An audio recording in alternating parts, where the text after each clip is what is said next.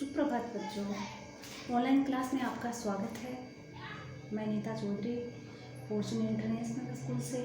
तो बच्चों, हम हिंदी के पत्ते भाग का 5th चैप्टर कृपाराम खिड़िया के जो राजारे शॉर्ट है लिखे हुए हैं उनकी सर प्रश्न व्याख्या कर रहे थे। हमने 10 शॉर्टों की सर प्रश्न व्याख्या कर ली है। आज जो बाकी के 5 शॉर्ट बच्चे हैं उनकी सर प्रश्न व्याख्या करेंगे, जिसमें 11 नंबर का शॉर्ट है पाटा पीड़ उपाव तन लाग्या तलवारिया वहे जीभरा घाव रतिन ओखद राजिया। पीड़ का अर्थ होता है पीड़ा या वेदना। तन का अर्थ होता है शरीर। तलवारियाँ का अर्थ होता है तलवार। रति का अर्थ होता है थोड़ा भी, और ओखद का अर्थ होता है औषधि या दवा। तो इसका सर प्रश्न लिखेंगे हम। यह है अवतरण कवि कृपाराम द्वारा रचित राजारा शॉर्ट से लिया गया है। इसमें कटुआएं के घाव का लाइलाज बताया गया है, यानी कड़वे वचन बोलने का कोई भी इलाज नहीं है, इसके बारे में बताया गया है। फिर व्याख्या लिखेंगे इसकी। कवि कृपाराम कहते हैं कि हे राजा, शरीर पर तलवार के प्रहार से या तलवार के लगे हुए घाव या जो घाव की पीड़ा है वो दूर करने के उपाय हैं। कवि कृपाराम कहते हैं कि हे राजा, शरीर पर तलवार के प्रहार से हुए घाव की पीड़ा को दूर करने के उपाय हैं। उनकी औषधि है, उनकी दवाई मिल जाती है, अर्थात उनका घाव ठीक हो जाता है। यानी तलवार से लगा हुआ घाव है वो दवाई से ठीक हो जाता है। परंतु कटुवाणी यानी कड़वे वचनों का घाव ऐसा होता है कि उसकी कोई दवा नहीं है। इसका भाव यह है कि कटु वचनों के घाव अमिट होते हैं, बहुत ज़्यादा होते हैं, वो कभी मिटते नहीं हैं, उनकी कोई दवा नहीं है। अतः हमें कटु वचन नहीं कहने चाहिए। विशेष में देखेंगे, इसमें वाणी के व्यवहार में संयत रखने का सदुपदेश दिया गया है। अनुप्रास एवं काव्य लिंग अलंकार इसमें प्रयुक्त है। 12 नंबर का शॉर्ट है मुसान मंजार हित कर बैठा है कण सह जानी संसार रस न रहसी राजिया। मूसा का अर्थ होता है चूहा, मंजार का अर्थ होता है बिल्ली, रस का मतलब होता है अपनत्व या मित्रता, रहस्य का मतलब रहता है, और नह का अर्थ होता है नहीं। ये तो इसके बारे में लिखेंगे, इसका सर प्रश्न लिखेंगे। यह है अवतरण कवि कृपाराम द्वारा रचित राजारा शॉर्ट से लिया गया है। इसमें भिन्न आचरण के लोगों या प्राणियों में कभी मित्रता न होने के बारे में बताया गया है। व्याख्या में लिखेंगे, कवि कृपाराम कहते हैं कि हे राजिया, बिल्ली को अपना हितकारी मानकर चूहा उसके साथ बैठकर अपना ही अहित करता है, अर्थात बिल्ली कभी भी चूहे का भला नहीं कर सकती। इस बात को सारा संसार जानता है। क्यों? क्योंकि बिल्ली को जो ही चूहा दिखेगा उसको वो खाने के लिए दौड़ेगी, उसका भला नहीं कर सकती। इस बात को सारा संसार जानता है कि वे दोनों मित्रता या अपनत्व भाव से एक साथ नहीं रह सकते। विशेष लिखेंगे इसमें कि विरुद्ध स्वभाव वालों में कभी भी मित्रता नहीं हो सकती। कवि ने कहा है कि वैर भाव रखने वालों से दूर रहना चाहिए। इसमें लोकानुभाव का समावेश हुआ है। इस शॉर्ट में लोकानुभाव का समावेश हुआ है। आगे का शॉर्ट है खलबुल अण हुंताय एक भाव कर आदरे ते नगरी हुताय रोही आछी राजिया। खल का मतलब होता है दुष्ट या भूसी। गुल का अर्थ होता है गुड़ या गुणवान। देखो, खल का अर्थ दुष्ट बताया गया है और गुड़ का अर्थ गुणवान बताया गया है। रोही का मतलब होता है निर्जन स्थान, और आछी का मतलब होता है अच्छा। तो सर प्रश्न लिखेंगे इसमें। यह है अवतरण कवि कृपाराम द्वारा रचित राजारा शॉर्ट से लिया गया है। इसमें गुणीजनों का अनादर होने वाले स्थान पर नहीं रहने के बारे में बताया गया है।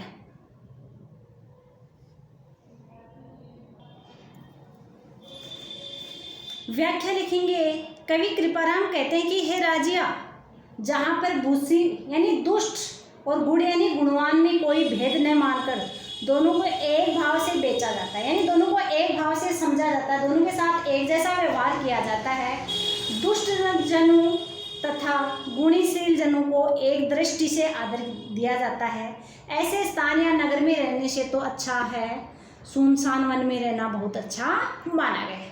इसमें ये बताया गया है कि घास भूसी यानी घास और गुड़ को एक ही भाव से अगर बेचेंगे हम तो उनमें कोई अंतर नहीं रहेगा। वैसे ही दुष्ट जनों और गुणजनों को एक समान आदर देने के बारे में ये बताया गया है। ऐसे स्थान से तो अच्छा है, कोई निर्जन स्थान में रहने वो अच्छा बताया गया है।